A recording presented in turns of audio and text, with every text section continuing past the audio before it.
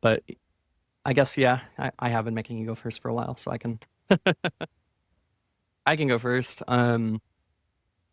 So there's IMTS prep, which, is a lot. Um, and, we're in kind of this interesting spot where I'm trying to like swap into profitability mode for a variety of reasons.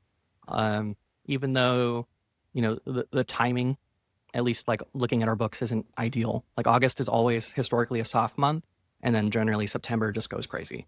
Um, and I kind of expect the same thing to happen, but I've been really doubling down on the sales and marketing side, trying to build out systems there, um, kind of obsessing over our entire customer journey and checkout process. Um, and yeah, basically I'm just pressing everything as hard as I can right now to try to grow our top line revenue, get us into like a consistent, profitable state, while still growing as quickly as I think we reasonably can with all the other constraints. So it's been a lot of stress. That equation doesn't always work. You want to grow but increase profit. I get what you're saying, but Right, that right. those two always work against each other as you're trying to accomplish Yeah. that. So, we have like kind of a fixed cost structure that's not going to move. Like, we have all of these machines, we have 2 buildings, that, so to a certain extent, we've spent so long trying to get all of our products perfected, Hmm. um, and get our whole customer experience to be great, that I think I've kind of let some, marketing and sales slip, especially the last month and a half, to where, like our top line revenue wasn't where I want it to be. So I'm doing everything I can to fix it in August. I think it's going to be our best August so far. But relative to like September will generally always be like double of August for us. And then That's that's interesting. the other thing September. I'm really focused on right now, is how to stop, like clinging on to everything. um, and I've gotten a lot better at it, but in one of our meetings, it was pointed out to me that like I kind of held on to one of our softwares as a thing that I was the quote unquote owner of, that really needed to be handed off to someone else on the team. And I'm really trying to look critically like at all the things I'm doing and what should be handed off. And That's I think that's yeah, good for where you're going through your curve. A book that might help with that, because I think you might be what would be classified as an accidental diminisher in this book, is hmm multipliers. Uh, where you want to free people up and then you accidentally get in the way. I know I've done this in right, the past. I read this a while ago. It'd probably be one I should revisit too, but it was a really good book at the time. yeah, I'll have Mike, to read it. yeah, or listen to it is the way you go Yeah, about it. But yeah, so but yeah, I'm really bad about getting in my own way. Like I think we're really at the stage where like founder-led sales kind of doesn't have to die, but it has, founder-led marketing is acceptable. Founder-led sales is not, in my opinion. At least with ooh, the I think quantity of different customers that I have. I'll say Right. I think and what's interesting is this the completely different side of product and service because I think our team would actually disagree with some of that for us, where they Yeah, want I guess I they should caveat that, because I'm on the same page like when it comes to our like turnkey direct program.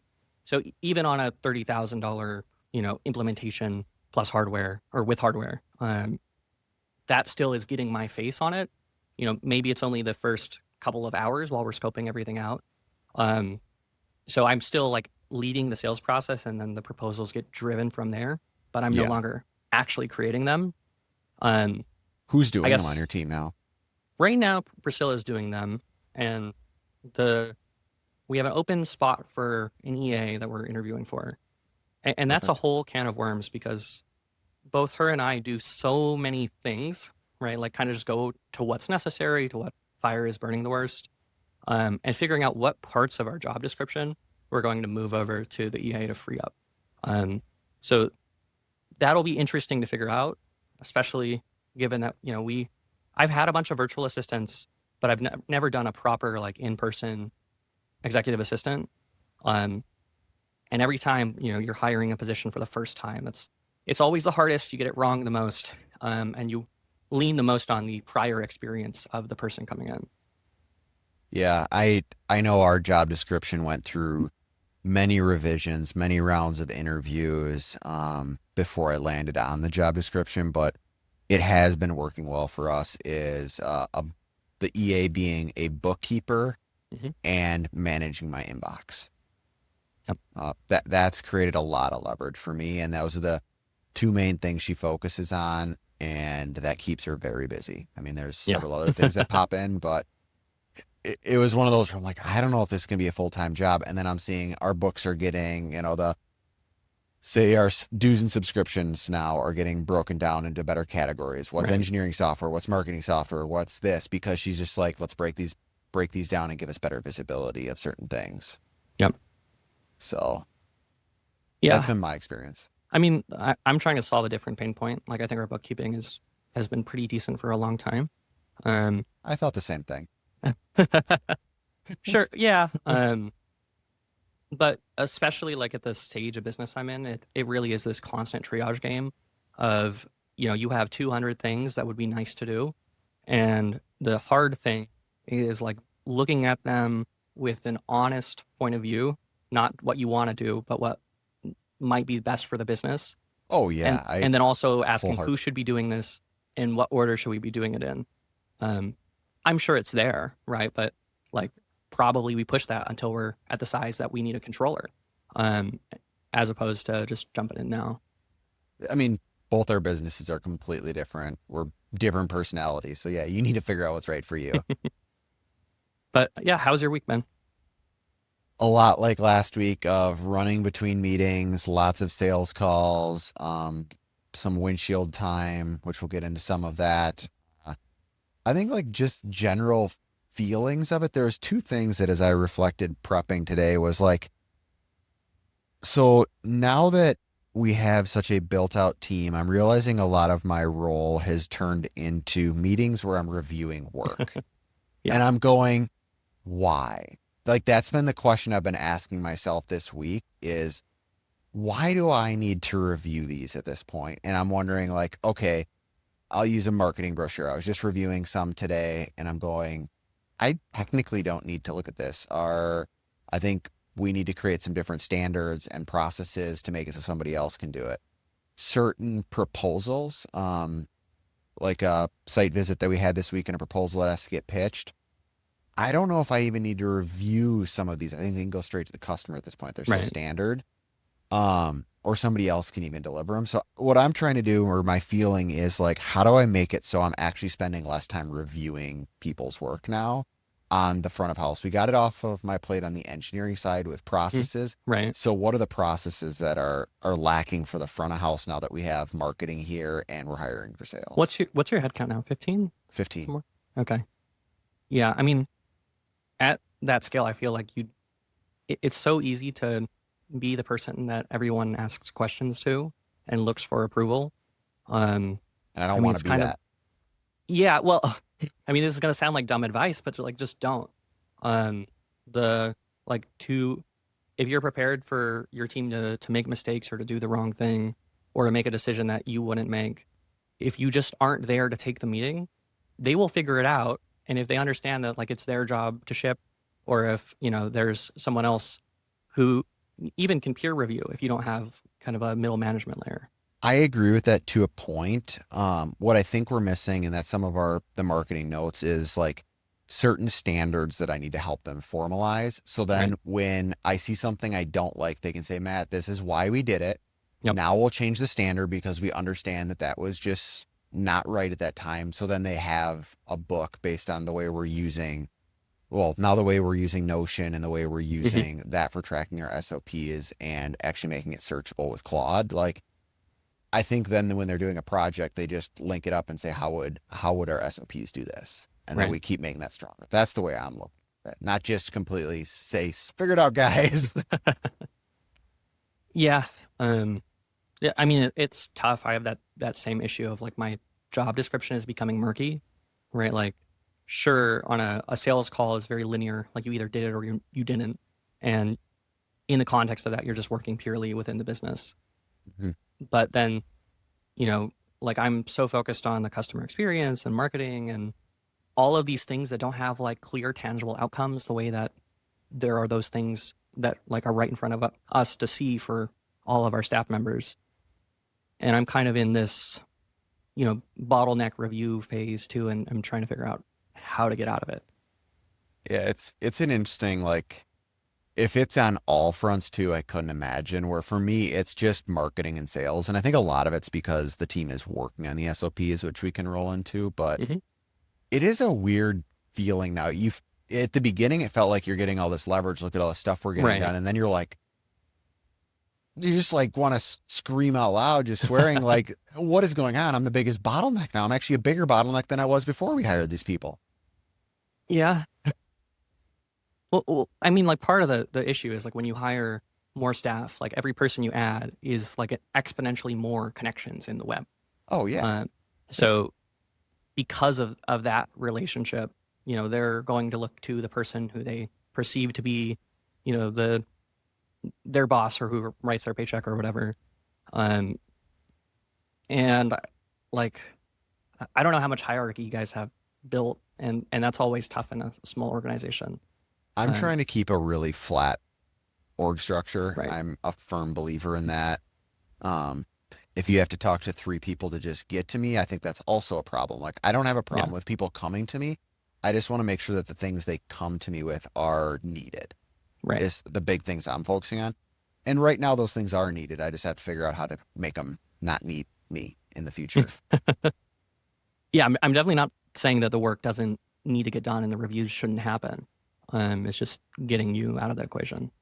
Yeah, it's fine for now. I think we've got a bit of a path forward. I'm just trying to figure out the right way to do it on the sales and marketing, because I care so much about our brand and the way we attack the front of house here.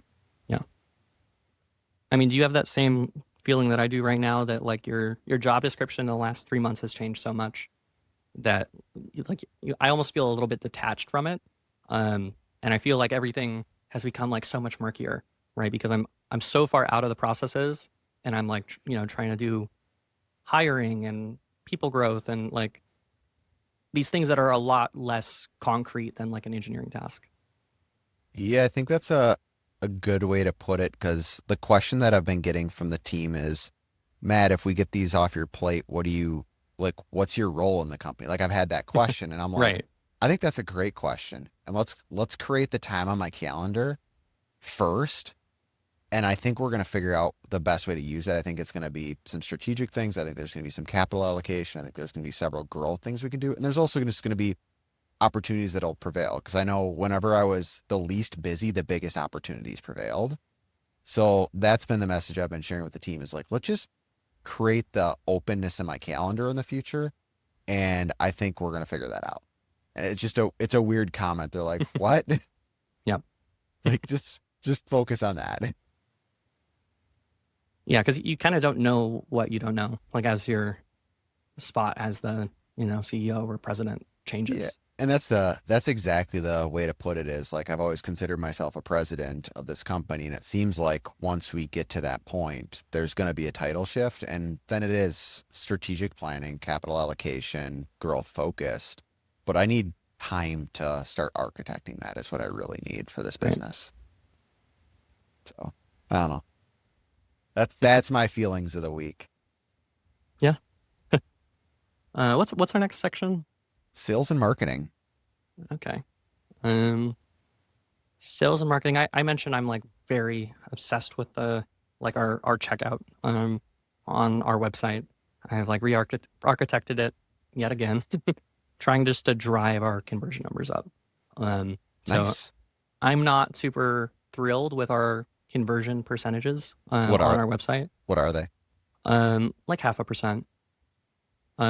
But you grossly increased your traffic, right? Well, that's the thing that makes it so difficult, is like, we're spending like 15 grand a month on pay-per-click. And when you do that, you're going to decrease your conversion rate. It just is how it is. Yep. And then, you're looking at your return on ad spend. As long as that number is good, you should keep putting money into PPC. Is that conversion based on first time to site or lifetime of those people? Because in B2B, people don't typically land. It's not like when I buy jeans, it's like, hey, this is a cool brand, I want to try these out, and I order them like that day, that minute. Like, I don't think that that's how people are buying your products. Yeah, I don't, let me see. Sessions that completed checkout over a number of sessions. So it's by the number of sessions. So if someone goes 4 times and checks out once, then that would be a 25% conversion rate. Oh, see, So and it I is by think what sessions. yeah, and I think what you need to be looking at that as is by user. What's your Right. conversion rate per lead customer or user on your site? Because I think that it might take them 4 times to buy. Right. And seeing it from that variable might also get you insight too. If you see that in your funnel, all right, these people have been here 3 times. Typically, if they get hit a 4th, they convert. Let's send these people an email. Yeah, it's pretty rare that, if people aren't spending like an hour plus on a page, which happens on our site all the time, it's pretty rare that in less than like 2 to 4 sessions an order's placed. So that is a good point on the conversion rate. I guess I don't know what like the B2B industry standard is, like how they're measuring it. I just am looking at like the Shopify base metric. I could ask our marketing guy that used to run about a lot of this funnels. Please do. Yeah, because he's seen Because products. I'd be willing to bet that it's close to what you're seeing. right, like if it is really a average of people are visiting the site 4 times, and the rest of the industry is measuring this metric by a different method, then it actually could be that our conversion rate is really good, and then we have other things we should focus on. Yeah, what I'm hearing is I'd look at the number that way that we just talked about. I don't know if a 0.5% is actually that bad. Because Yeah. when I think of when I had the hemp products that I was selling, I would get 3% on ads at that point when I was running ads to them. But that was $40 bags of flour. Right. Like that's a different conversion funnel, if you will, and 3% standard for B2C. So B2B, I feel like it's maybe 1% is standard. So you're still half of that, but that's a guess. Yeah. So. Yeah. Well, thanks for pointing that out. I'll need to look more into it. But our conversion rate has been getting steadily better. And a lot of that is just putting a ton of time into like the on-page optimization. Like even on the CoolantClear the other day, I added in the CAD model. So you could like download the model, like 3D print it out and see if it will fit. Now there's all kinds of IP problems with just putting the real CAD model there. So obviously we didn't do that. So like I made a little GIF of the object rotating so it could sit in the 3D viewer, and then you download it and you get, kind of the standard engineering mockup. Doing those little things will like bump us percentage point by percentage point. But it's really a hard game of like, what should I focus on? Because there's so many different opportunities, and I'm trying my best to address like what is the lowest hanging fruit, like the least amount of effort and money for the biggest output. I do feel like I'm kind of like throwing darts at the wall. Well, yeah. And throwing what I think is the best dart, right? Yeah, from what I've seen or heard about your approach to converting, I feel like you've gone above and beyond what most are. I could almost be convinced that if you look at everything, you might have made too much noise at this point. Because this is something we did on our journey, is we kept making our proposals better and better and better. And then all of a sudden, once they got so good, we actually saw conversions go down because we had, in our mind, really good. We had all the details, all the things in there. But then what it turned into is just noise or a reason for indecision with our customers. We then took what really mattered to them, leaned down our proposals, and our conversion rate went back.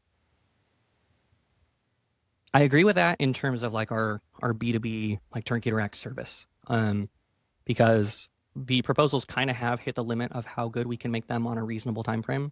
And you have and gifts we have in your proposals. That's intentionally insane. Sorry? You have gifts in your proposal. That's like next level. Well, yeah, we don't have gifts in our proposal yet. Oh, okay. But they're coming.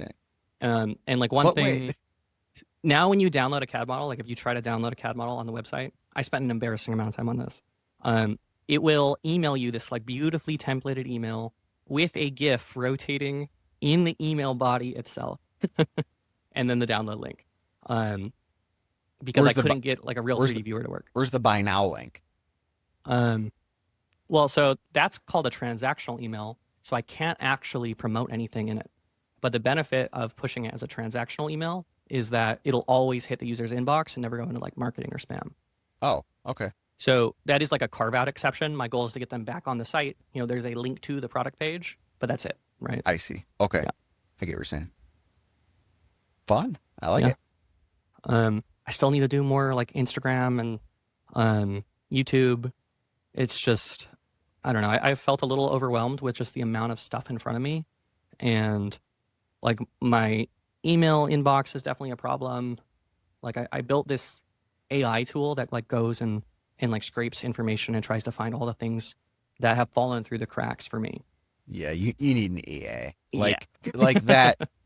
And it's That's helped, right? But then it's just become this like other nuisance. And I need a human there who can actually look at things and solve problems, not an AI just to identify them. Michael. I spend 5 minutes with Trish a day answering questions related to emails that she has. Like, all right, how should I handle this? Because of all the process we built around all the other emails. This took several months. 5 minutes. She asked me questions, fire drill. She then gives me a brief of flagged emails that are in my flagged box. If I answer questions to that, she'll respond to them. And if they're too technical, I just take care of them. Yep. I spend less than 30 minutes on email a day at this point. That's awesome.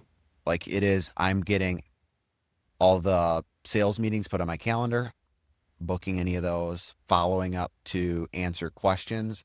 Andrew and her are listening to the transcripts that are in Otter and sending the emails on my behalf of what I promised in the call. And they then are taking that, pushing that to engineering, any of the transcripts that are required for proposal building. And then they turn that into an item based on when we're having the next meeting. Right. And then that gets booked on. This is getting really weird for me because now I just get handed a proposal and I didn't have to communicate anything. And they're like, go pitch it again. Like, yeah. Okay, here we go. But it's like it's an interesting loop that's changed, and it's really added. But now I'm just a huge bottleneck in the sales. That's why we're adding that role. Yeah, and I have the same bottleneck. I think mostly in marketing. And I know I need to get a person there. I do have that tension, and you pointed it out. Like I'm trying to do the profitability push at the same time that I'm trying to grow. Obviously, you're going to have to cap growth when you do that. We already have so much new staff that's its own challenge. And like I mentioned, every time you add a person, they have to build a relationship with everyone else in the company as well. So the number of contact points and people or communication increases exponentially and becomes less efficient. Yeah. So, I mean, yeah, I don't know what your balance sheet looks like or what that is, but I've found that when I'm going or strategically saying I'm going to grow, I give up on profitability. I just say, I'm accepting that I am going to lose money. We are going to burn cash, but I am completely committed, or I have conviction in 3 months, this is what it's going to look like. Sometimes I'm wrong and it ends up being 4 to 6, but that's the way I've looked at growth, is rather than trying to get my cake and eat it too, if you will, or however that story goes. I just try and choose which one I'm doing.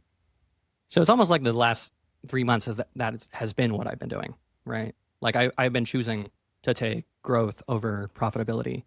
And a lot of that was, we stopped doing pretty much anything other than automation. So, we used to have like one legacy, we had 3 legacy clients on consulting, then 2, then 1, and now 0, which required a very fast ramp up. And, luckily that went really well for us. Yeah. That was a good call. The client ran out of money for the project, right? So it wasn't exactly our call. Oh, I see. Okay. But at least we could see the writing on the wall and get stuff moving. But launching and marketing and doing all these things so aggressively created all these supply chain challenges that required a lot of people and processes and overhauls to get to a point that I'm happy with. Now that I'm happy there, like I want to start building the war chest again, right? I see. But at the same time, like in EA, I think that's obvious that I need it, and you've been telling me that for a long time. You told me for a long time before I made the decision too. So I think we both had very similar like reasons for delaying. Yeah. It's that like clinging on thing that you have to shed to keep pushing the business. Well put. But yeah, I mean, like I'm kind of accepting slower growth. Part of the challenge for me is like I know the EA is going to immediately free up enough time to basically generate cash flow immediately, right? Like in theory, if I'm not dropping the ball, if someone's answering the phone 100% of the time instead of 90% of the time, like all of these little incremental changes are going to result in that person pretty much immediately paying for themselves. And the I think that that's probably true with the right marketing person as well.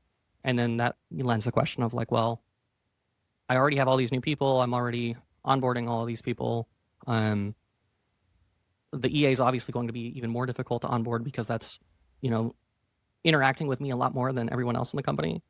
The onboarding of my EA is I basically gave the tasks and said, I understand we're going to make mistakes. Yep. Here's what I'm looking for. Let's go. She didn't require a lot of training. Yep. The right one didn't. Yep.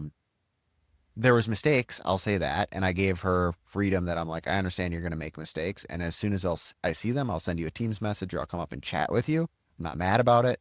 Yep. It's what I'm asking you to do is take care of my inbox, look at other emails that I've sent that might be similar, and make it so I see ideally 0 emails. Right. And that's what she did. There was mistakes along the way. There was emails that were sent that I wouldn't have sent that way, but we communicated it, we worked through it, and now months in the future, we're in a far better position. Yeah. But I mean, like with the first person, you have to kind of hire someone with enough experience and lean on them to tell you how to do their own job because you haven't put the systems in place. And we ended up hiring somebody. She was in EA for a person for 19 years prior to this. Wow. So she had one huge thing of the experience and then the loyalty, which was 2 really big things. Yep. Sorry, I kind of hijacked your sales and marketing. You're good. This kind of worked. You want me to roll into mine? Yeah. Okay. Our team member from the UK is here this week. Awesome. And a little bit into next week. I am very excited. He's been hounding's the wrong word. He's been asking lots of questions about business marketing, the team. He had also done that for the last couple of weeks. We gave him a month to really just rebuild our marketing plan. We viewed it kind of like a building automation roadmap.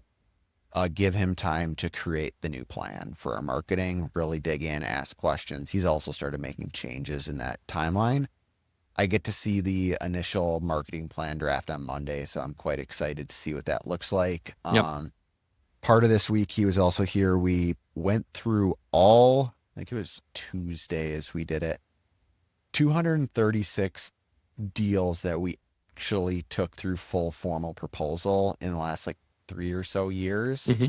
We went through all of them in one day with him so he could recategorize, understand them all. Sounds like a lot. Yeah, it took 7 hours. Thankfully, it's all recorded. He's got transcript. He's rebucketing them. He's re-engineering our funnel. He's taking all the recordings from Otter that we've had to help engineer some other ways about our conversion rates and how we're running stuff through HubSpot. I'm excited to see what he's thinking and what he's doing. But that was wild to go through 236 deals. It was just, even seeing the quality over the last several years was really fun to see how we've changed our approach. I don't know. I had fun actually doing it, but yet at the same point, it was kind of draining. So, yeah. He also got to do some site visits. So, we took him on the road. He's going on the road. He did one day this week, one day next week, where we did we'll have done site visits, which I think was really good for him to see because he's focusing on the marketing and a little bit of the top of funnel sales. So now he can help understand that. He's actually wanting to now help with the proposals that we're putting together for these site visits because he's like, I think I got a couple ideas that might help with our conversion rate that ties back into the messaging that we're building into marketing. So he's working with one of our engineers right now with some of his ideas. So I'm supposed to see that on Monday as well. So I'm excited about that. Yeah. Yeah. I mean,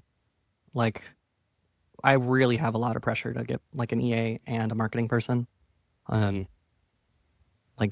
Those two things are eating up so much of my time, and I feel like I'm just kind of okay at both of them. Yeah, I didn't realize how bad I was at marketing in HubSpot. I thought I was pretty good. Right. And then I was like, oh, I'm like, man, I'd get kicked off the team if I was on anybody's HubSpot team. Um, yeah, I'm trying to think. We have the business development engineer. I think I talked about that, but that's posted. It's on LinkedIn now. We have it posted as a senior on LinkedIn, and then we posted a junior one on Indeed. We're trying to see kind of what we get for results in those two ways. I would put them both on Indeed. I mean, like, take the listing on LinkedIn, but I haven't had any good luck with it. I get like probably 5 to 10% the number of applicants. So, what our marketing guy said is they've seen really good results for senior level. So we just did the Got it. senior one, and he's like, yeah, for the junior, he's like, you're not going to get anything. Yeah. So he wanted to just run it for the senior. He's running it like a marketing campaign. I'm Right. like, all right, let's see. I'm also not in a, like, we want somebody. I'm more focused on finding the right person. And we posted this sooner than we planned on. The goal was to get a lot of our HubSpot and funnel finalized, but we have so many leads in the pipeline that I'm candidly just dropping and not giving the attention we should. And so it's like, all right, let's start trying to figure out exactly what we need for this salesperson. So when we need them, we're not then starting to Yep. roll it. I got a few more things. I can keep going. Yeah, keep rolling. I think I'm just ranting. Fanuc picked up. I don't know if you saw our most recent case study with Inland. I have not, no. Okay, so this video is taken off quite well. Fanuc reached out to us actually. We didn't send anything to them. It was actually on our list. We're like, we need to reach out to them at some point and get put on their mailing. They reached out and they're like, actually, we don't want to just put you in an email. We want to make a case study page.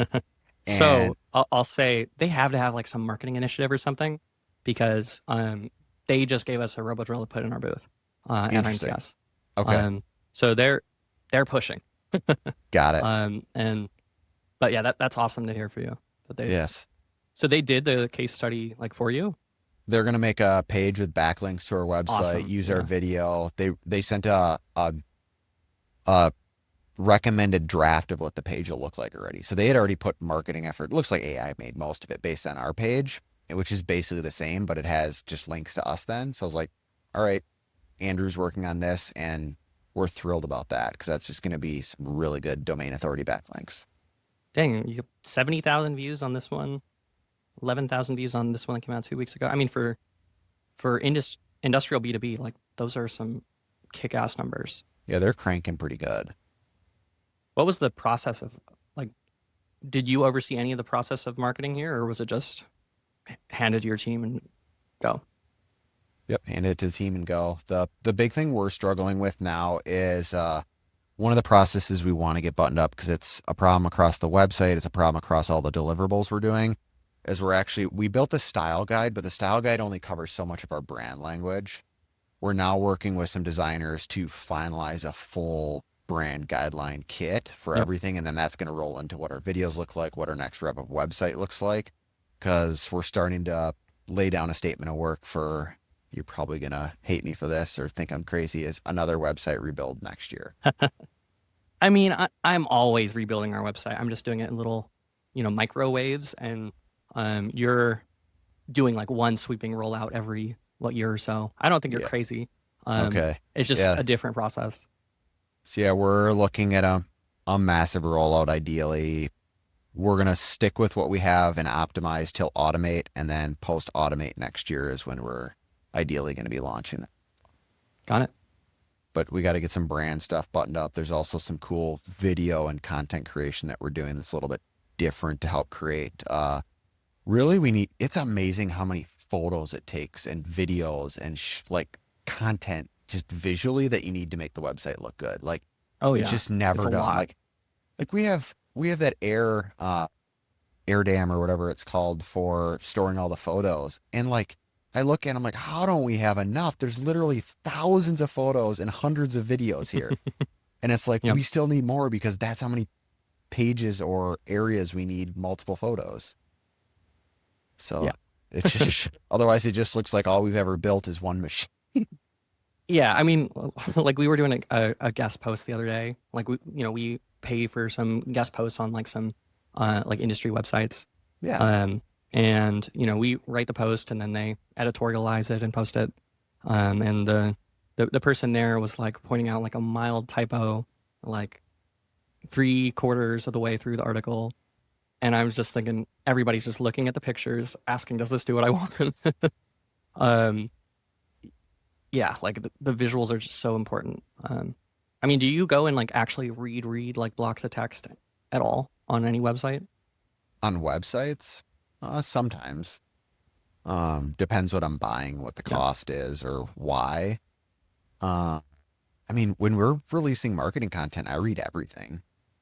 Like that's one of the things I need to get out of. But like Yeah. the educational stuff where it's like, I can't trust a ghostwriter to do that 20% where the details really matter. And like, other than having our engineers do it, I don't know who else to do it other than me. Right. Because that's the content that I'll review. Yeah. It's also like, how risk tolerant are you? And like, you know, your brand is developed enough at this point. Um, that, you know, I don't really know, like, obviously if you use the wrong language in our industry, you can turn off an engineer really quick where they're no longer Yes. interested. But you know, it's usually a credibility hit, and you've spent so much time building that credibility. I think you can afford to take some more risks, and kind of let the marketing guy screw up, and then like correct course once it happens. You know, you kind of mentioned doing this with the EA. Jing is we're going in and the stuff that's working, because we went through this giant push for the last several years, was make a bunch of content. Yep. And see what's actually working. And now we're going in, all right, these pieces are driving it really well. Rebuild those with better images, better graphics, a better CTA, a better flow to actually get these people to convert. So, but SEO is also only a fraction of our marketing budget next year, which is a shift for us. What are you spending on SEO? Depends which year. I've been trailing it down because we went through the big push. At the peak, I think we spent 160,000. Oh my God. A year. Yeah. Yeah. That's a lot on SEO. Yeah, we've not been that aggressive. Yeah, that was at our peak, and it started. I mean, you've seen how it's worked for us, but then AI happened, and then I started trailing that down, and then spending on more personalized marketing and stuff for the leads that we have, because then we started generating more leads. So it's been a kind of shift where our business evolved. Got it. And, yeah. Any other marketing and sales stuff from you? Have you heard of a company called MaintainX? No, I have not. Have you heard of the podcaster Chris Lukey? I have not. Okay. They both put on an event. They're, Chris Lukey's over in Milwaukee. MaintainX is a global company at this point for maintenance software. They had an event that I got an invite to last night. I had a lot of fun, and the guy that was there was actually one of the original 4 founders. I think they just exited to Autodesk for like 3 point some billion is what the news article says. It says an Autodesk company when I went to the website. Yeah, they Monday apparently it just sold. And so I met with one of the original 4 founders, and he's kind of telling me this. I'm like, so why are you here? But like, it was interesting because we talked a lot about like marketing and conversion and how they spent theirs. And it's the same thing that we kind of talked about, is how it's like interesting in the B2B space to get the ball rolling, but then once it gets rolling. So, yep. He had some other interesting points on just in general business, but like that was 8 years. They went from like 0 to 3.6 exit. I thought that was wild. Insane. Yeah. He seemed like very tired, if you will. Yeah. But I mean, the big takeaway for me is I think I just need a marketing guy, and it's like, or person. And at what point we get them, like whether we stagger it, but I'm almost inclined just to say, like, if I really believe that, you know, there's that big of an unlock there, just from consistency and also better execution than what I might actually be capable of in marketing. Because I like you, I may have currently be overestimating my marketing ability. And if that's the case, it may have the EA effect of just like instantly paying for itself, and it's do it as soon as you can. From my experience, marketing doesn't have the payback that EA did in terms of time to ROI. Well, the only reason I say that, Because obviously, yeah, marketing has a trailing effect. And even if you do it perfectly, it's going to be like 30, 60 days. The reason I I say think that is you're. because I'm sinking so much time into marketing, right? Oh, So, okay. if I'm spending, let's say 10 hours, 15 hours a week on EA tasks and another 15 hours a week on marketing tasks, it's almost like that time that's freed up for me to focus on something else. I'm doubling it, and the payback might be more immediate. Yeah.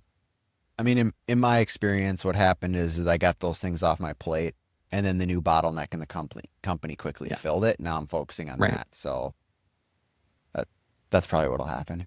There's a book called, what is it, like The Plan? Let me look at my phone. I don't know if you've read this book. It's like super businessy. Oh Go to gosh. Audible. This is one I'm rereading another time. Oh, The Goal. Oh Um, yeah. Yep. yeah. Um, Hmm. Bottlenecks are like have been very top of mind lately, and just trying to solely focus on what is the issue. And we kind of went from just addressing like all of our production challenges. Now that those are fixed, I'm just honing in on trying to get the top line revenue to what I think we can produce efficiently. Um, yeah. Sorry, I don't know where I was going with that. Uh, the bottleneck of how once you get an EA or a marketing person, something else fills it up, which is just the new thing that you're holding the company up on, is basically the short story of I Yeah. think where you're going. The thing is, like, I'm so skeptical now. There's this guy on YouTube I love, Ryan Deiss. Yeah. I sent you his like CEO scorecard thing, Hmm. and a line he said in a video really stuck with me, which is, for an optimistic entrepreneur, your ability to spend money far outpaces your ability to make it. Um, and and that definitely spoke to me. As we kind of try to shift towards more profitability, I can look at, just within the last couple of months, several stupid, maybe nice to have purchases, or like kind of, almost like the principle of like, if you have the time, that task will occupy that time. The same happens with money. Um, so I have this like skepticism with any position that we're expanding to now. Um, Even if it looks like it's going to expand top line revenue right away, I'm always skeptical and asking like, is this me just being overly optimistic, and too ready to spend? Yeah, you've gone through these curves. I think what you need to do is reflect on the last time you went to it, and are you repeating a pattern? Yeah, I mean, like the last, so I did hiring waves when the business was like a lot more consulting and contract manufacturing and a lot lumpier. And I really struggled in this most recent hiring wave, um, until I started to see it working. And then I kind of doubled down. Um, so like I think, 3 years But back or whatever, we you're just had talking about business model issues. and you're talking about tripling down on this next round. Kinda, yeah. I'd just sit with that. Yeah. Yeah. I mean, I don't know. I'd have to look at your P&L and balance sheet if I'm going to help you make any financial decisions at, or at least maybe not decisions, help guide you, because I'm not can't technically claim advisor or anything, whatever you want to say. Need a legal clause in here. Yeah. Um, This is not financial advice. yeah, that's what I would be doing, is looking at it that way. Like, I know something Ryan talks about in his videos too, and I know you brought it up, and something that develops move to is having those buckets of cash and being cognizant about that. Yep. What's our operating bucket? What's our unearned income Are bucket? you running the like multiple bank account thing? No, No? I Okay. run one bank account, and then our CPA splits that bank account on our balance sheet. So I don't Got it. actually I don't see our bank accounts anymore. I see our balance sheet, and then he split them up there. So then I see this is operating capital, what we're basically cash reserve and operating. We need this dollar amount there. We then have unearned income, meaning customer started a project with us for a couple $100,000 for payment one, but we've Right. only actually done 20% of that. So we've only realized that. So 80% of that, those dollars Stays, are yeah. still in that unrealized income. So we're not putting that into the bucket that's coming. Is we then would be the kind of our growth cash is what I call it. If it's in here, we can spend it how we see best fit. Hiring, facility expansion, new machines, new tools, new software, stuff like that. And then last is tax planning is what Yep. we're having. So based on what our actual accounting firm is then recommending to him on what we put into our tax planning. Yep. So that's the way we've moved to. It's helped me just be very disciplined probably on, no, we're not spending it on this because this bucket didn't reach us, which means we didn't meet the goal or we didn't hit the trigger event. Yes, I know it's coming, but I set these rules in place that we're not doing until this. Yep. So that's the way I've been moving towards. We're really living up to the cliche of this is the industrial automation sales and marketing podcast. I mean, we just talked about financing. Yeah, that's true. So, should we roll into engineering at all? yeah, we've still got 12 minutes.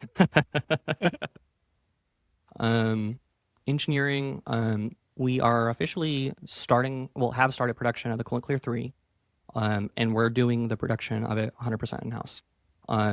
So the issue Nice. is just lead times and supply chain challenges. And also, candidly, we already own the machines. They just, have mostly been running like turnkey directs and prove outs. So, we don't really have like the capital outlay. Like that money is most of the machines are owned and the ones that aren't are still fixed expenses. So given that, it made a ton of sense. You're getting a lot of leverage for little dollars. Yeah, exactly. And one of our assembly guys turns out is a kick-ass machinist, and is pretty much moved out of assembly entirely at this point. Nice. So that's super exciting. Took some design work. And then I guess from an engineering perspective, there's some work to do with our booth because we're now putting a Fanuc RoboDrill in a 10 by 10 foot IMTS booth. We're back at marketing. Yeah. Yeah, that's very true. You're doing a RoboDrill in a 10 by 10? Yeah. It's mostly the RoboDrill. Like that's Are you going in the RoboDrill for sales? We've got like 3 feet on either side. It's like 3 feet in the front, 3 feet on the right. Yeah.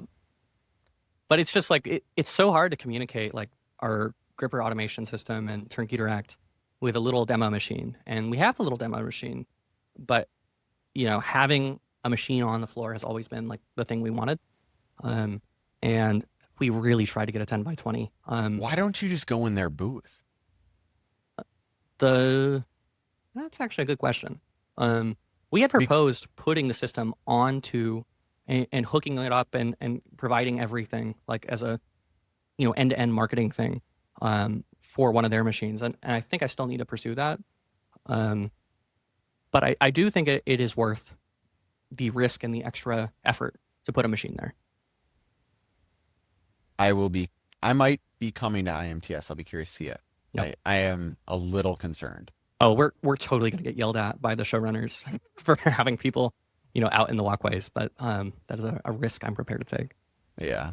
Interesting. Well, best of luck with that. That is some engineering marketing. Yeah. Okay. Not a ton. We are in the testing phases of a new product that we just got some parts back for. It's a built-in rotary union pneumatic collet chuck. I saw that on Instagram. I thought that was pretty cool. Because we just, I've had customers do this bar loading thing with grippers, and it's so cool. You can tab it off and kind of do this like continuous Williman style process, advancing with the gripper, the bar part by part. So with, depending on the part size, you might have just 12 bars of stock that are like a foot long, and each one makes 10 parts. And that's such an incredibly powerful application. But there's nothing I really liked like that allowed continuous rotation, that allowed the bar to be passed through, that could be compatible with a 0 point like the access lock one we make. So just another thing to add into the ecosystem, right? And yeah, that we got to test it.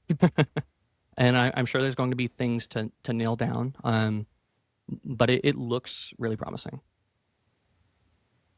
I'm curious to see where that goes because I saw it on social Yeah. and I was like, this is kind of cool. Yeah, and this isn't our first stab at this either. I mean, I've visited and revisited this idea half a dozen times, and this is Okay. the first time we're like, okay, like this is looking like a sellable product. We just have to, get it across the finish line. Yeah. Keep us posted. Yeah. Engineering for you? I'm going to take us back to sales. Do it. We have our engineers are working on some proposals that are just wild. Like there's one machine I am really excited about. It's high speed product assembly. We're talking about rotary tables because we have fractions of a second to assemble stuff Mhm. and add value. And to squeeze out time, we have to do vision on the fly and then thread matching. Got it. And it's a really fun one to put a proposal together for, but I'm very excited because this is another machine that hasn't been made stateside ever that I'm aware of. They're currently procured from European companies, and this customer's done trying to get service there. This is one of many customers this year that are like, we're so sick of working with getting parts serviced or machines serviced. We can't get parts. Our machines go down then for weeks, Yeah. and they cost us an F ton of money. You're telling me that the Germans and the Swiss can be difficult to deal with? That's what they're saying. Yeah. I'm digging into the machines. It's interesting because they can only give us an detailed RFP on them. They can't even show us the machines because they don't own the IP. Oh, weird. Which I'm actually like the fact that you're this like protective or watching your contracts, because that's the way a lot of our contracts are too, that it's like I actually really trust you and Yeah. I really want to work with this company because of how they actually treat their past suppliers. They're just like, we just can't get what our business needs. Yep. Otherwise they're great machines. So it's an interesting, we'll see if we can meet the prices they need, but Yep. either way, we're going to take a stab at it. That sounds cool. So we'll see where that goes. I think our team's probably going to need a couple more weeks to get that one put together and some more back and forth with the end customer, but we're working down that. That's about all I got for engineering. Continuous improvements? More sales and marketing there. HubSpot's going through their big rebuild is the big one for us. Have you looked into like those YPO groups? That was going to be a question I was going to ask you about. Well, so I'm an EO. Our business is too small for YPO. You have to be doing $1 million a month. But personally, I would recommend Vistage. I'd recommend EO. Like, I would recommend a lot of them that have like a $1 million or $2 million threshold. I've heard a lot of not great things about YPO. Mostly it's just people constantly trying to like sell to each other and show how great they are. This is all secondhand information though, right? Obviously I'm not a member. I haven't been. I was looking at becoming a member of YPO and I was just curious. I don't know anybody that's in it. Yeah. I would make sure you're like the chapter in your area is big enough for it to make sense. There's one in Milwaukee that has good traction. Yep. So I'd be driving over to Milwaukee, but that's part of the game. There's not a good chapter in SM. Yeah. So but I would definitely recommend something. Like if you're not I'm in one and I actually really enjoy it. And Yep. I'm seeing one of their clauses you can't sell to each other. But what's interesting is just me talking about my business. I'm not selling it all, and I'm getting people coming and talking to me. And I'm one of the smaller businesses in the group. So I'm learning so much from my business that I'm like, I'm wondering if there's more value of going to another one of these and just absorbing and learning. Because they're an hour or it's a morning once a month. And it's like, I feel like there's more to grasp or learn from these bigger businesses. Yeah. So, all right. I'll reach out to YPO and see what the chapter looks like. It sounds like the next step. Yep. Any other CIs? That's it for me. For us, for our turnkey direct in particular, where we're doing the entire system design, the entire architecture, all of the hardware selection, and the implementation for customers for their automation systems. In the scope of that, we had some like internal confusion, and had either like extra parts sent to people or the wrong parts, and then now we're overnighting stuff to get it corrected as fast as we can. And we ended up kind of overhauling our system. We have HubSpot and Shopify. Basically, now we create a draft order in Shopify that is labeled differently and treated differently, and then we have one source of truth that the team can fulfill from. Perfect. And yeah, so that's single source. Yeah. And then also extended access to the assembly team so they can view the proposals. Because, nice. Before they could look at the HubSpot quote with 2 line items, hardware and integration. And within that hardware, there's like 30 different line items because we're selling a package.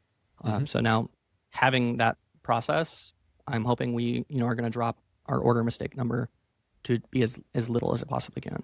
That'd be awesome. It's always the goal. Hope that works. Yeah. I think that's the only like big CI. I guess another one is like our morning meeting has gotten a lot messier. Like it felt like I was running a really tight ship before, where it's like we're doing da da da da da da. And I actually think it's a good thing that it's gotten messier, because like people can look at the task board and know what they need to do and look at the priority order, but it feels like we're addressing like bigger issues and getting like a lot more critical thinking and progress, even though the meeting, like as the person there, like feels worse, right? You do dailies is what you do, right? Right. Yeah. Okay. Yeah, I don't know what to say because I'm not in our daily scrums anymore, but I know that feeling that you went through. Yeah. But I think it's an improvement. I'm letting it play out with kind of the quote unquote messier format. Are you letting the team feel the mess, or are you part of the mess? Well, I say messy in like a good way, right? Okay. Like rather than, we're just going to go through bit by bit. I think people are more comfortable asking questions if they have problems, bringing things up that are issues. And it's become, kind of halfway between Scrum and like a problem solving meeting. So I feel like by making the meeting less structured, I'm almost like bringing more people into the fold of CIs. The reason I'm nodding my head, kind of shaking, if you will, is I've seen some of this. The key is to, there'll be things that'll pop up repeatedly from my experience, and you need to figure out a way to shelve them, bucket them, so you stop talking about them and say, we're going to solve this in the future, not today. Yeah, and we do that. Okay. Like even on our in our ERP, everybody has a task board, and there's a queued section. Okay, perfect. And often queued is where things go to die. I was just gonna say that's exactly what we ran into when we ran Scrum boards that way. It's well, and that's fine, right? Like if you're continuing to stall it, it clearly isn't that big of a problem. Yeah. I almost even say nothing can actually go to the in queue unless it is like needed that week. Like I'll make stuff go into the queue for at least 1 week just before you spend the resources to do them, because they always seem urgent that day. They always do. I don't care. So. Should we close out with a personal item? Sounds good to me. I guess everybody on here's kind of heard about my passion for cars and miscellaneous, but I went down a rabbit hole of detailing stuff again. So I don't know if you've seen like the active products for pressure washers and foam cannons. Oh yeah, I've seen the crazy guys with like the reverse osmosis wall mounted crap. Well, I'm one of those crazy guys. I know. I've had the reverse osmosis for years. Well, it's actually DI water is what it is for years. I put that in my house when we built it 10 years ago. I've wanted one of these high flow, low pressure washers with a foam cannon. I finally just bit the bullet for something fun to do. Is this like the Obsessed Garage one? Kind of, yeah. It's very similar to what Obsessed Garage does. I just bought it directly from Active. They were running a sale the day I was looking at it. I'm like, all right, I'm doing this. I have the whole hose reel and stuff. It was a blast, and I don't know, it was just fun washing my cars last weekend with it. Yeah. So spent some stupid money on something I probably didn't need, but I really enjoyed it. It was something about me. Well, when you get a fun car, I think that'll be the stupid money, not the pressure washer to clean it. Probably, yeah. Yeah, I guess for me, there's not like a lot of personal stuff. It's just, it's been work and moving. Yeah. And we're going on vacation in a couple of weeks, heading to Fiji. So that's going to be exciting. I want to see pictures of that. Yeah. But I don't know about you, but I always feel like I'm taking a sprint before a vacation. I definitely try to, at this point, not actually work that much. But I feel a lot of pressure, and probably I honestly work too hard leading up to most vacations. Yeah, I think that's a standard business owner, entrepreneur. You have this paranoia you're going to leave something hanging, which is going to cost you money while you're gone. Well, and something will always cost you money, right? Like, Oh yeah, it doesn't matter. It just, yeah, you blink and like a couple $1,000s are gone, and you just have to look at it, like calmly address it, and make sure the system is in place so it doesn't happen again. Knowing that some different thing will happen. oh yeah, every day. Yep.